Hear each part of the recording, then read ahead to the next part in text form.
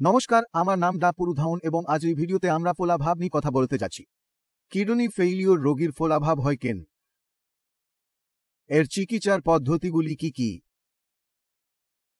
Kidney failure রোগীদের ফুলে যাওয়ার পেছনে অনেক কারণ রয়েছে। প্রথম কারণ হলো, যখন আমাদের কিডনি ঠিকমতো কাজ করছে না, তখন আমরা যে পানি পান করছি তা পুরো প্রস্রাবে রূপান্তরিত হচ্ছে না। কিছু পানি শরীরে থেকে যায় এবং শরীরে ভরতে শুরু করে। এই পানি যখন আমাদের শরীরে ভরতে শুরু করে তখন মাধ্যাকর্ষণের কারণে আমাদের পার চারপাশে দেখা যায় যে আমাদের পার চারপাশে ফোলাভাব দেখা দেয়। আমরা যখন সেখানে চাপ দিই তখন সেখানে একটি গলদ থাকে এবং একে পিটিং এডিমা বলা হয়। এখন পা যে ফোলাভাব আসছে, যে পানি ভরাট হচ্ছে তা আরও অনেক ধরনের জটিলতা তৈরি করে। আমি আপনাকে একটি ছোট উদাহরণ দিয়ে এটি ব্যাখ্যা করব। আমার কাছে এই পানির বোতল আছে, মনোযোগ দিয়ে দেখলে দেখবেন পানি তার নিচের স্তরে রয়েছে, অর্থাৎ এটা আপনার পা। আমরা যখন দাঁড় থাকব তখন পা ফোলাভাব হবে। কিন্তু সুপর সঙ্গে সঙ্গে পার পানি আমাদের ফুসফুসে পৌঁছে যায়, যার কারণে রাতে আমরা দম বন্ধ হয়ে যাই। আমরা শ্বাস নিতে অসুবিধা অনুভব করি। তাই মনে হচ্ছে আমরা বসে থাকা অবস্থায় ডুবে যাচ্ছি। সুতরাং এটি তখনই হয় যখন আমাদের জল আমাদের পা থেকে বেরিয়ে আসে এবং আমাদের ফুসফুসে আসতে শুরু করে। আর এটি শরীরে পানি ভরাটের ক্ষেত্রে সবচেয়ে বড় জটিলতা। এখন প্রশ্ন উঠেছে, সলিউশন গ্যাসের চিকিৎসা কি?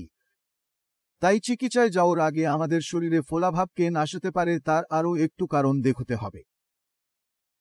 কারণ অনেক সময় যা হয় তা হলো শরীরে একটি রোগ নেই, দুটি রোগ আছে।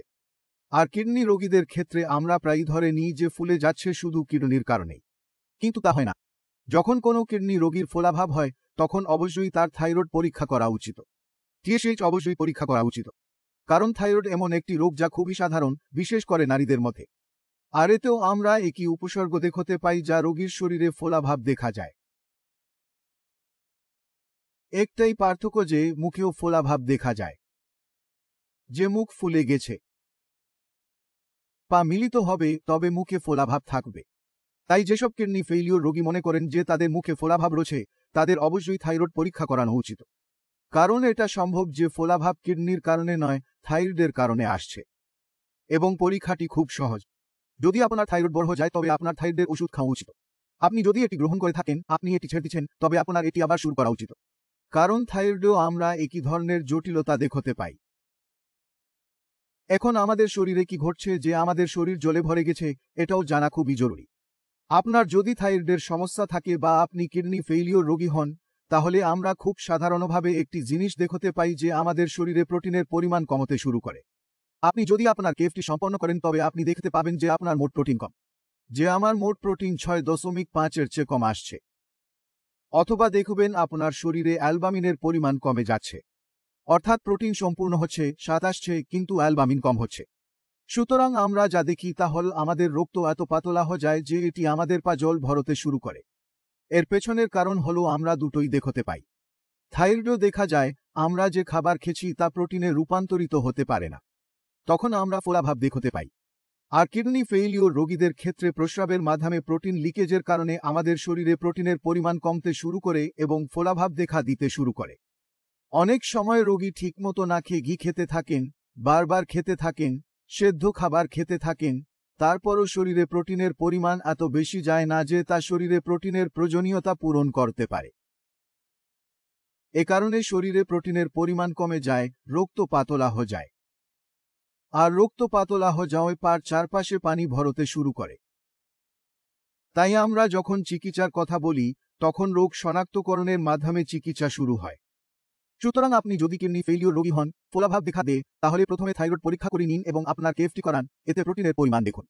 এই সমস্যা যদি থাইরয়েডের কারণে হয়ে থাকে, তাহলে আগামী 2-4 দিনের মধ্যে ঠিক হয়ে যাবে যখন আমরা থাইরয়েডের জন্য ওষুধ খাওয়া শুরু করব।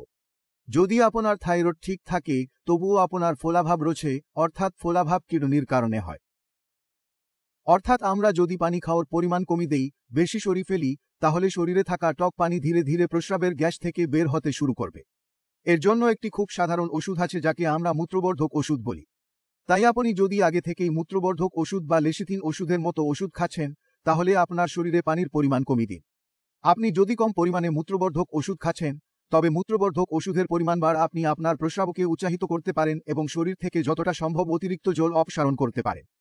কিন্তু আপনার শরীরে যদি প্রোটিনের অভাব হয়, তাহলে আমরা আপনাকে যে ওষুধগুলো বলেছি তা কাজ করে না।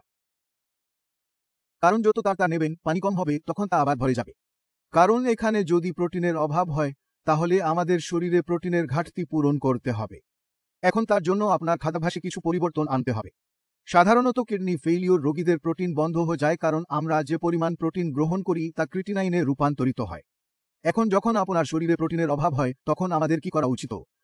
প্রোটিন খাওয়া উচিত না, কারণ এটি দ্বিমুখী তলরে পরিণত হয়। একদিকে রয়েছে কূপ, অন্যদিকে রয়েছে কূপ। আমরা যদি প্রোটিন খাই তাহলে ক্রিটিনিন তৈরি হবে। আমরা যদি না খাই তাহলে আমাদের শরীরে ফলভাব দেখা দেবে। আমাদের ফুসফুসের সমস্যা হতে পারে। আমরা আরও দেখছি রক্ত গঠন বন্ধ হয়ে যাবে। আমরা আরও দেখছি জটিলতা তৈরি হয়। সুতরাং এ ধরনের ক্ষেত্রে আমাদের মধ্যমপন্থা অবলম্বন করতে হবে। অর্থাৎ আমাদের প্রোটিন খেতে হবে, কিন্তু এত বেশি নয় যে আমরা বেশি দেখি। তাই এই ধরনের রোগীদের ক্ষেত্রে আমরা নিরামিষ প্রোটিন অর্থাৎ মসুর ডাল যোগ করি। আপনি মসুর ডাল যোগ করুন, কারণ এটি আপনার শরীরের একটি প্রয়োজনীয়তা। আমরা যখন প্রোটিন গ্রহণ করি তখন এটি কখনই কিডনি নষ্ট করে না, শুধুমাত্র ক্রিটিনিনের পরিমাণ বৃদ্ধি পায়। কারণ প্রোটিন খেলে যদি কিডনি নষ্ট হয়ে যেত তাহলে তা সবার হাসে নষ্ট হয়ে যেত। তাই আমাদের মনে রাখতে হবে মসুর ডাল খেলেও শুধু আমাদের রক্তে ক্রিটিনিনের পরিমাণ বাড়বে, সেটাও কক দশমিকের মধ্যে। ধরে নিন যে আপনার ক্রিটিনিন আজকের স্তরে 5 আসছে। আপনি যদি মসুর ডাল খান তবে এটি 5.2 5.3 পৌঁছে যাবে। এটা এর বাইরে যায় না। তাই আপনাকে মনে রাখতে হবে যে আপনার যদি ফোলাভাব থাকে তবে আপনাকে এটি হালকাভাবে নিতে হবে না, আপনাকে এর গভীরে যেতে হবে। ফোলাভাব কেন আসে? এর কারণ কি? এটা কিডনির কারণ হয়। এর পিছনে কি থাইরয়েড কারেন্ট নেই? আমার শরীরে পর্যাপ্ত প্রোটিন আছে কিনা? তারপরে আপনার ফোলা চিকিৎসা শুরু হয়। কারণ প্রতিটি বিষয় মাথায় রেখেই আমাদের কাজ করতে হবে। এর জন্য আপনার ডায়েটে পরিবর্তন আসতে পারে। এর জন্য এটি হতে পারে যে আপনার ওষুধে কোনো পরিবর্তন রয়েছে। কারণ যখনই কোনো রোগী তার কিডনি ফেইলিওর চিকিৎসার জন্য শ্বাস ইঞ্জিনিয়ারিং আসে তখনই এই সব বিষয় মাথায় রেখে আমরা সেই রোগীর চিকিৎসা করতে পারি। সুতরাং আপনি নিশ্চয়ই বুঝতে পেরেছেন কেন আমি আপনাকে থাইরয়েড পরীক্ষার জন্য বা প্রস্রাব পরীক্ষার জন্য এত পরিশ্রম করি। কারণ ফোলাভাব কেন আসছে তা জানা জরুরি। এখন আমি আশা করি আপনি এই ভিডিওতে বুঝতে পেরেছেন যে কিডনি ব্যর্থতায় ফোলাভাব কেন আসে, এর কারণ কি এবং এর চিকিৎসা কিভাবে করা হয়। তবুও যদি আপনার মনে কোনো সন্দেহ থাকে, আপনি যদি কিছু জিজ্ঞাসা করতে চান তবে আমি উপলব্ধ। আমার আছে, আপনি তাদের সাথে কথা বলতে পারেন। আপনি তাদের আপনার সমস্ত সমস্যা জিজ্ঞাসা করতে পারেন। এখন এই নিয়ে আমি আপনাদের নিয়ে এগিয়ে যেতে চাই। পরের ভিডিওতে দেখা হবে। ততদিন পর্যন্ত নমস্কার।